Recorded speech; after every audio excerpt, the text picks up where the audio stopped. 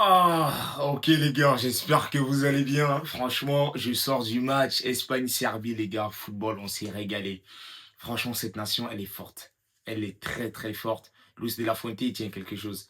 Premièrement, je suis très, très, très content, les gars, de voir la titularisation de Pau Cubarsí. Franchement, il fait un gros match, hein. Il fait un gros match avec la porte. Mais Cubarsí, je suis enfin content.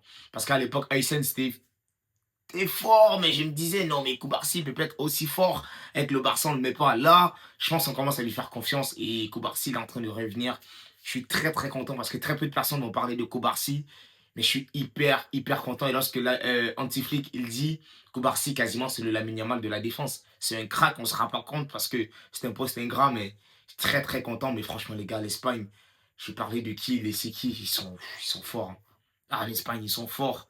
L'Espagne, ils sont forts. J'ai regardé France-Brésil, j'ai regardé Allemagne-Suisse, j'ai regardé Pays-Bas, Norvège, j'ai regardé Angleterre, Uruguay. Mais les gars, dans cette vidéo, je parlais de l'Espagne parce que c'est là-bas que la majorité de nos joueurs jouent. Avant de continuer, spécial Rashford. Malheureusement, les gars, Rafinha est blessé pour 5 semaines.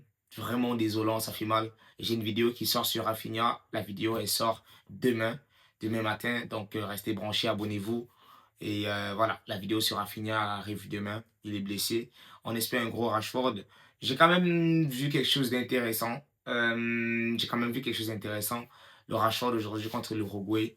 Pas tout le temps, mais il y a une accélération là qu'il a fait. Il a déposé Valverde, il a déposé Araujo, il a déposé, je ne sais pas ce qui est le troisième Uruguayen, mais je crois que c'est Ugarte, Rashford. Waouh, on a besoin de ça. Pour le prochain mois, le mois d'avril, Rashford, on aura vraiment besoin de ta meilleure version. C'était la spéciale Rashford. Et de l'autre côté, franchement, titulaire, tu as Pedri, tu as Koubarsi, tu as Fermin, tu as Yamal, les joueurs barcelonais qui sont titulaires. Avant le match, je fais une vidéo et je dis, ah les gars, j'espère pas de blessure. Parce que Rafinha, c'est déjà 5 semaines. J'ai pas envie d'apprendre que voilà, la mine ou Pedri sauf de blessure. J'avais vraiment pas envie de ça. Et d'ailleurs, Pedri aujourd'hui, il sort à la mi-temps, je pense. J'espère qu'il n'y a rien. Attendez, je vais regarder rapidement parce que les gars, j'ai peur. Pedri, il sort à quelle minute? Ouais, Pedri, il remplace Dani Olmo à la 46e. J'espère que c'est juste par précaution. Un match amical, il a préféré sortir Pedri. J'espère qu'il n'y a rien parce qu'on a vu Rafinha est sorti à la mi-temps et après. Donc, je ne veux pas qu'on vienne me dire que Pedri sauve d'une blessure. Donc, ouais, Fermin Lopez, le fait qu'il soit titularisé devant Dani Olmo, c'est un message fort, hein. Je crois que aujourd'hui, quand je fais des lives, je fais des vidéos, je vous dis, Daniel Olmo, c'est pas qu'il est mauvais, mais en ce moment, on dit, Fermin Lopez, il est là, il est au-dessus. Il est au-dessus et voilà, je suis très content qu'en sélection, on le montre. Et franchement, ça faisait plaisir. À côté, ouais, Rodri. Ah, j'ai vu du Busquets. J'ai vu du Busquets, quel métronome. Rodri, Pedri, comme ça. Ah, les gars, c'est une tricherie, c'est une dinguerie. C'est une dinguerie, la complémentarité. Rodri, Pedri. Je me suis posé la question que De Jong, c'est fort, mais quand tu vois Rodri, Pedri, au milieu de terrain, les ballons, ils faisaient comme ça. Ça faisait comme une horloge. Tac, tac, tac, tac. Dès qu'ils reçoivent, ils se tournent, tac. Ils reçoivent, ils se tournent, tac. Et devant, t'as Fermin Lopez qui presse comme un malade. T'as la Yamal qui se positionne assez bien. D'ailleurs, sur le premier but, le but de. C'est qui marque? C'est qui marque le premier but? Non, c'est pas Yarzabal, c'est. Qui marque le premier but, les gars? Je crois que c'est. Ouais, non, Oyarzabal, c'est lui, parce qu'il met un doublé. T'as la Yamal qui prend, qui fait un crochet, qui rentre, et il fait du mal à son latéral. Il rentre comme ça. Lorsqu'il Yamal il fait ça, ça me plaît trop. Petite feinte, il rentre dans l'axe, il fait une passe comme ça, là, bien appuyée. Fermin Lopez qui fait semblant de laisser passer, mais qui dévie légèrement. Oyarzabal qui reçoit, frappe. C'est ça, le numéro 9. Je me rappelle avoir parlé de Oyarzabal ici, on m'a dit, il est vieux. J'ai regardé, je crois que Oyarzabal, c'est 27 ou 28 ans. Attendez, je regarde. Oyarzabal, 28 ans. 28 ans, quel joueur. Quel joueur. Quel joueur. À la Sociedad ici, on l'a vu contre le Barça, contre le Real, contre des équipes. Et c'est pas n'importe qui est titulaire à la Rora. C'est pas n'importe qui est titulaire à la Rora encore. En numéro 9, c'est pas n'importe qui. Parlant numéro 9, Ferran qui rentre à la fin.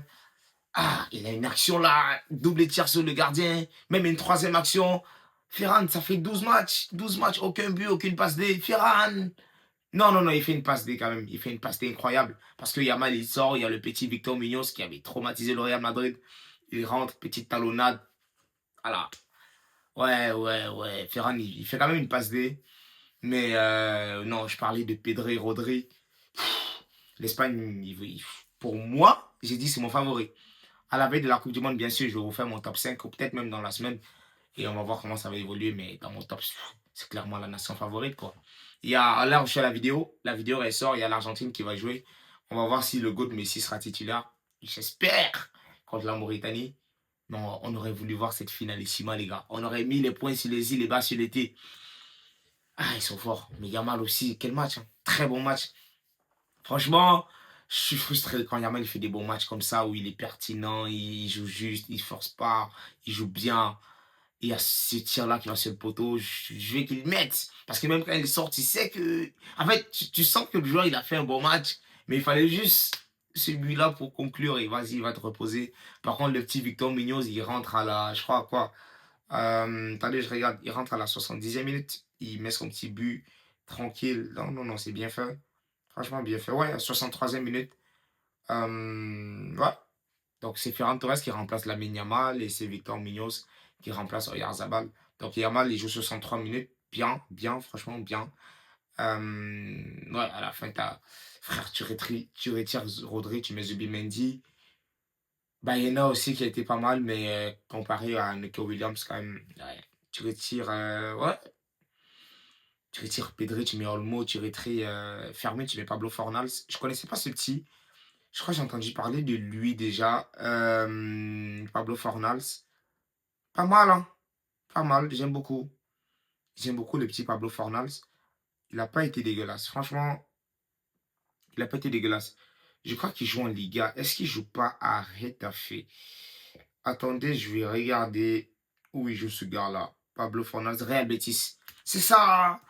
Il me semble que je l'avais déjà vu jouer au Real Betis. Je crois qu'il jouait avec le joueur là, de l'Atlético de Madrid, Johnny Cardozo, le joueur du Cholo. Real Betis, Pablo Fornals, pas mal. Franchement, franchement, pas mal. Belle entrée, 30 ans. Il fait une belle entrée. Pas mal, pas mal.